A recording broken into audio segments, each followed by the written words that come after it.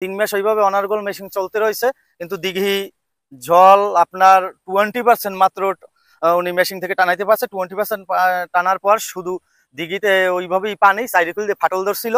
আর ওনাকে রাতে স্বপ্নে দেখাইছে উনি প্রতিদিন এই খোলায়, সেটা আমার কথা না, অত্র এলাকাবাসী জানে যে উনি দিঘির এক প্রকার পাগল হয়ে লাস্টে মারা গেছে। প্রতিদিন রাতে উনার শুধু শব্দ আসলে একটাই, আমরা এলাকাবাসী শুনতাম এবং আমরাও দেখতাম। লাস্টে আর ওনাকে বাধা দিতাম না, উনি খোলায় প্রতিদিন বড় একখান মোম এবং আগরবাতি জ্বালাইয়া উনি ওইখানে বইয়ে শুধু একটা শব্দ ব্যবহার করতো, কই দে, আমাকে দেবার কথা বলছিলি দিলি না কেন।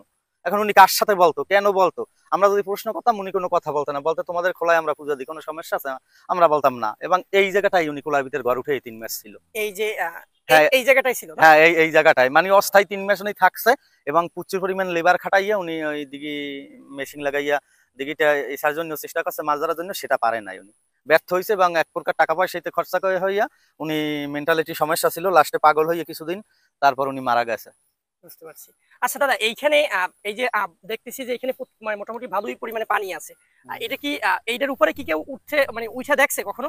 হ্যাঁ, উঠা দেখছে, জায়গায় জায়গায় উঠে হাঁটা যায়, কারণ এখানে বড় আকৃতির একটা চটানের মতো পড়ছে, যে চটানে এই নল ক্ষেত আর জায়গায় জায়গায় ডোবা, সেই ডোবায় মাছ আছে এবং এটাই আমরা অনেক জায়গায় জায়গায় উঠে হাঁটতে পারি।